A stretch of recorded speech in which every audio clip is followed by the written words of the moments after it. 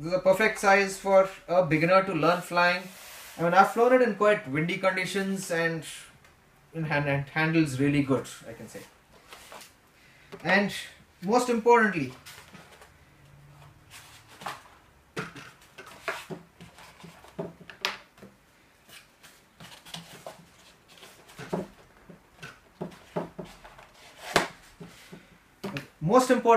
I've got calls from a lot of people mentioning that my glider is not flying, or I don't have much thrust. So most of the time the newbies, I mean, they wouldn't know how to mount the propeller. So let's say this is supposed to be a pusher configuration, but again in this case we are not using it as a pusher configuration, just to keep it simple. Now if you see, this is a normal prop, this is a puller prop, so you can use it for nose mounted orientation also. So if you see, this is an anti-clockwise rotating prop, so this has to rotate anti-clockwise only if you see the leading edge and the trailing edge. So all you have to make sure for your stealth model to fly good is very simple. Just make sure that if you see, this is the front of the propeller and this is the back. Okay, let's say the place where the numbers are written 6 into 4E. I don't know if you can see that through the camera. Now that is your front of the propeller. Now make sure that the prop adapter goes in like this, and the spinner tightens from the back. Now what you do is put it on your motor and tighten it again. Again guys, here do not use excessive force. You don't need too much. Just take a small wire, like maybe a 2 mm wire, push it in through this hole. If you see there's a hole in the spinner, just push it in and just hand tighten it. You don't need a plier or anything, you just hand tighten it. Okay, so that just make sure that the front of the propeller, where the numbers are written, faces the front of the model, not the back of the model, and you should be good to go. And the propeller, as you see from the front, should rotate anti-clockwise if you're looking at from the front of the model.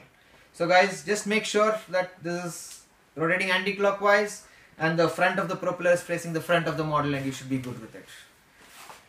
And now if you see, this is how the flying model will look like with the canopy on.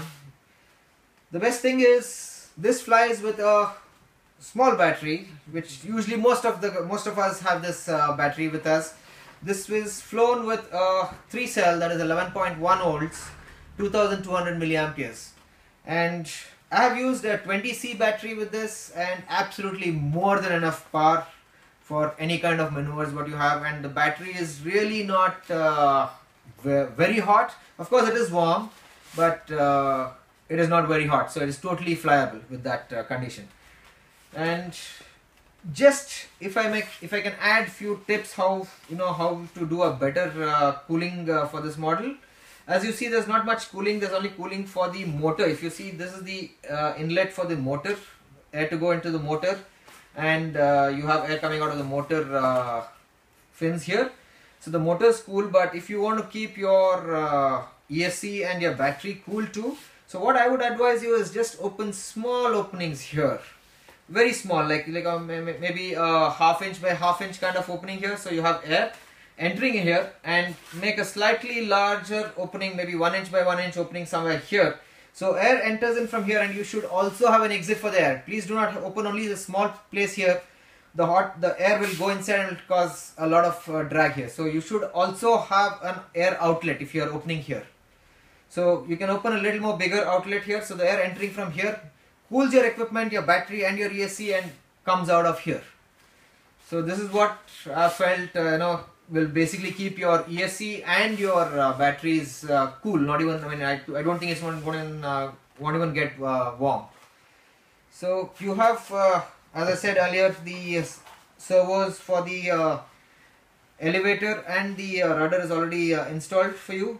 But if you really want to make sure, just just shake the servos once so you'll know exactly if enough glue is put, or if you just want to put few more drops of cyano, please go ahead just to convince yourself. Apart from that, yeah, the ESC is already said connected, glue soldered with the gold connectors, and you have a nice place for a 2200 milliamperes 3-cell battery. It is a nice fit here, perfect fit. And with a 2200 milliampere battery here, your CG should be almost on par. You don't have to add much weight, but again CG is basically basically on the spar for these models where your carbon fiber rod is, but some people like it a little more tail heavy, so you could add just maybe 5-10 grams on the tail and you should be good enough. So this is how a T-tailed stealth is going to look for you. Let me just put in this. This is how you have nice RC Bazaar decals, stealth, which says which model is it. Nice, I like the color, which is very nice. I'm sure it stands out on the even on a blue sky or on a cloudy day. And maybe you could just for your orientation maybe add some more decals, bright color decals, just for your orientation on the bottom maybe. Or if you have spray cans, you can always just go ahead and spray or whatever your paint is, just mask it and you could spray however you want, so which makes it even more exotic looks.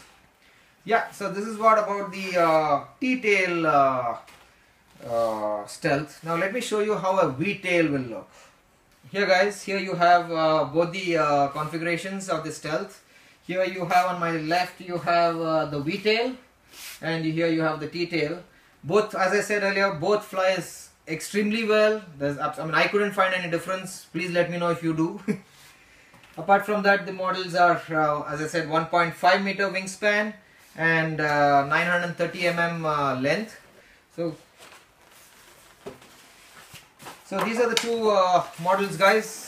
I mean, they are great looking models. As a T-tail, V-tail, your option. I didn't see this option in any other models. Beautiful looking models, beautiful flying models. A few tips on how to launch these models. Well, the best way when I've flown this model, the best way what I've seen, I think is just give 50% to 60% power on this model and a slight nose-up attitude. Do not have a very 45-degree nose-up attitude. Just a 10-15 degree or maximum 20 degree nose-up attitude, and just launch it just with a small smart launch. That's it. Do not try to throw it or anything. You have enough power coming out of the from the propeller, so you do not have to really throw it hard. You just need a soft launch like this with a slightly nose-up attitude. That's it. And then onwards you can always think of increasing the power to for a better climb rate or whatever but I think 50% power is more than enough. With a 2200 milliampere battery, I got almost 30 minutes of flying time. So I'm sure depending on your battery, how old or how new is it, you may have varied results, but yeah, I think you can easily go with a 25 minutes to 30 minutes flying time. And a piece of advice, if you want to launch it from the ground, please do that on your own risk. Now this does not have landing gear, if you see. This is basically meant for a hand launch. Now, if you want to really launch it from the ground, then make sure that you have grass. It should be a lawn or a grass, only then you can only hand launch this model, ground take off this model. And still it is a little tricky. I would advise this only for advanced flyers, but definitely not for a beginner. For a beginner, he is well off just to hand launch this model and quickly fly it. That is A. Second is, as I said, this is made of EPO foam. So this is a little crash resistant, but every landing on hard surface like a tarmac or even a mud, the bottom of the model starts scraping, and this is made of foam. So the best way to avoid that is just take a fiberglass tape, which you get in any stationery shop nowadays. Just add starting from here onwards all the way here. So basically whenever you land, you scrape off the tape, and the fiberglass tape is a very very good tape, and it takes a lot of abuse. So after maybe 50 or 100 landings, maybe you would have to change the tape. So at that time you just peel off the tape and just put a new tape and you're good to go again. Apart from that, as I said, this is paintable model. You can use a black spray can paint. So in case you scrape or any damage anything, you can just quickly take a black color spray can and just cover it up. That's not an issue.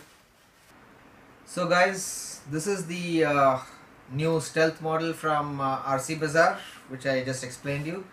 It's a beautiful model to have and fly.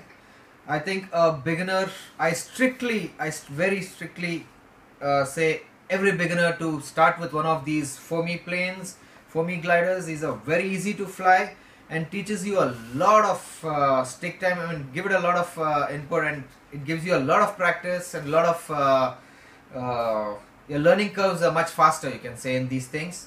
And even for an advanced flyer, I think every flyer should have one basically in his hangar for a relaxed Sunday flying. I mean, I do that. I have one always with me in the car. So whenever I go out for flying, I always check this in the air and have fun with it. I mean, with one battery you can get 30 minutes of flying time. Just put a chair and chill out and fly.